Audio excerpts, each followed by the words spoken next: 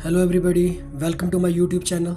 In this video, I am going to take you to Ellis Island and we will explore Museum of Immigration.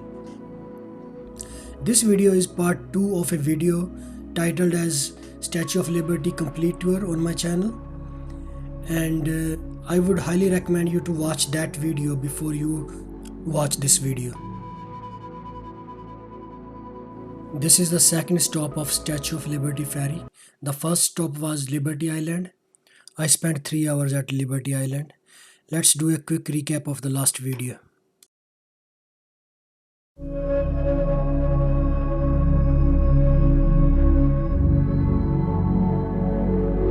In last video we had stunning views of Lady Liberty.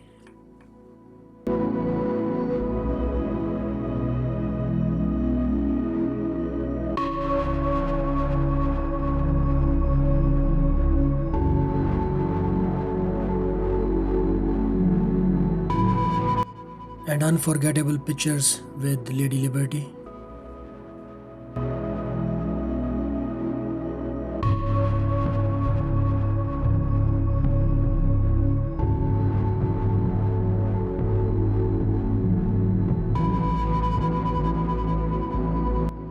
And above all, a great lesson in history. Nearly a century earlier, France had been a crucial ally in America's war for independence, a war for the cause of liberty.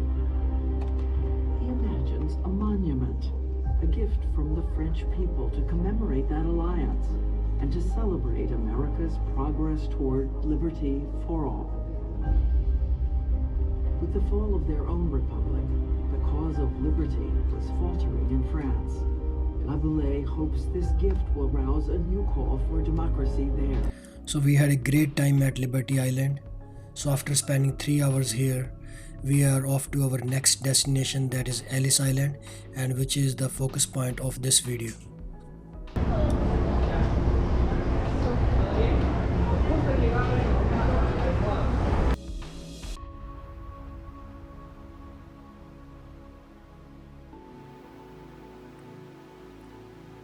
Now we are back at Ellis Island,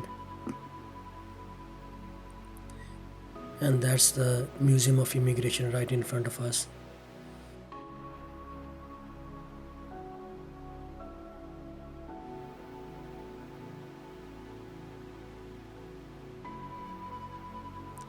Ellis Island was once busiest inspection station for immigration in the United States.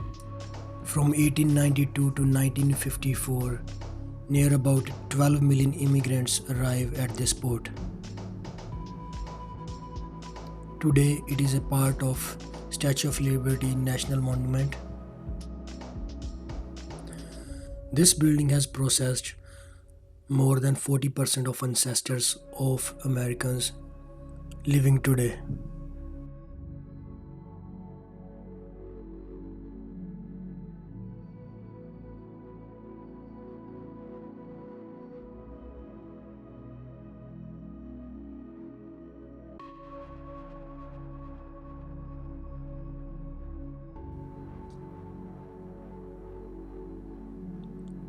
Just like Statue of Liberty, once you enter in the building, they provide you with an audio device which can give you a guided tour if you want. Most of the items has a number on it. If you dial that number on your audio device, it will tell you the history of that thing and what are you looking at. Let me show you in an example right here. Stairs to the registry room, or Great Hall. Look at the size of it.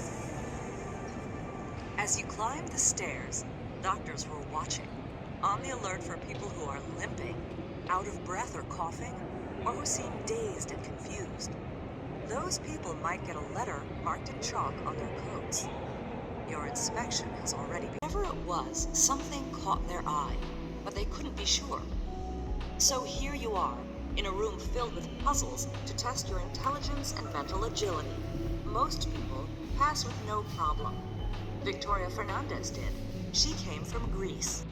Back in the registry room, When you were inspected by the doctors, did one draw an X in chalk on your coat? Like the men in the large photo? The X means that doctors have a concern about your mental health. Maybe you looked bewildered and wide-eyed. Immigrants arriving here had to go through a strict mental and physical checkup, and it was astonishing to know that the people who bought first class tickets were exempt from those tests and they were not brought over here.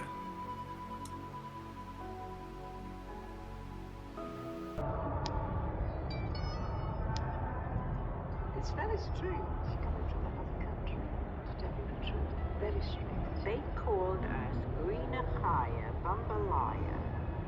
Greenachaya means a green animal. But the other thing kids just make up, you know. Someone that just came off the boat. It wasn't just a greenhorn, it was a dago, it was a whop. People were saying you're a greenhorn. So what? I didn't like it sometimes, I suppose. It depends how you said it. If they wanted to insult you with it, you were insulted. But if they said you're a greenhorn, well, I said, yeah, I just came. And if this is what you call me, that's okay. I can say that my feelings were divided still. I thought that I would like certain things, but I did miss what we had left behind us. It's Christmas in Portugal.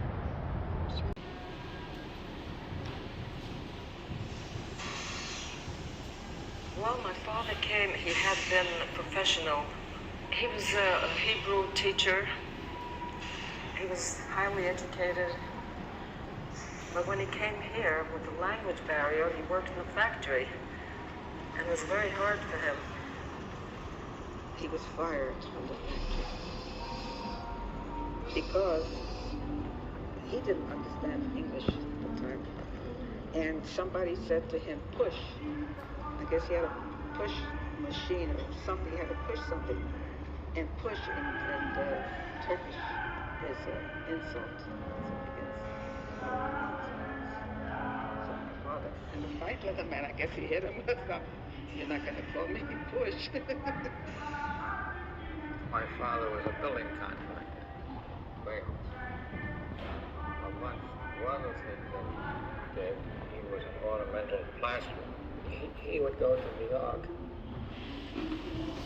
and walk up and down the streets looking for some evidence of some work on the building, cement or whatever. Try to walk in to get a little job. He'd walk the streets systematically. They have hundreds of pictures in this museum, and every picture has a story behind it, and you can listen to those stories.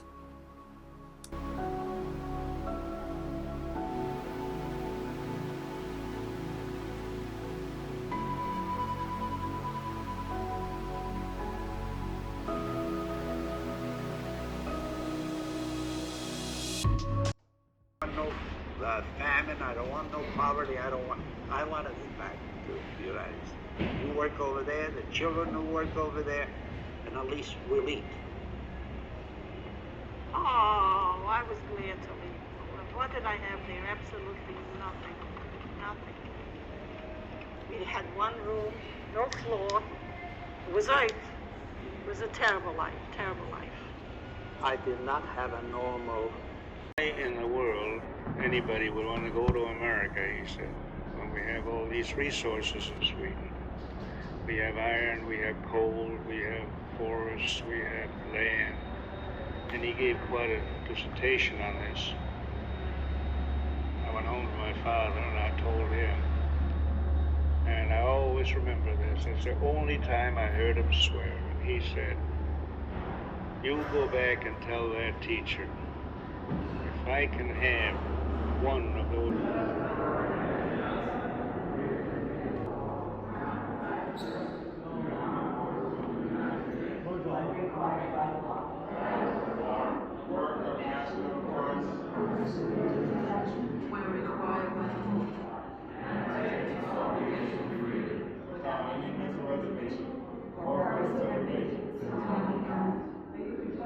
Reservation.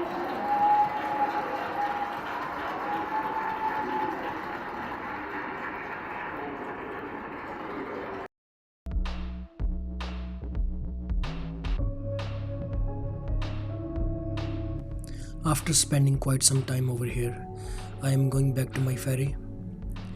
If you are visiting New York, you must do this experience, and you need at least 5 hours to do both islands, Liberty Island and Ellis Island.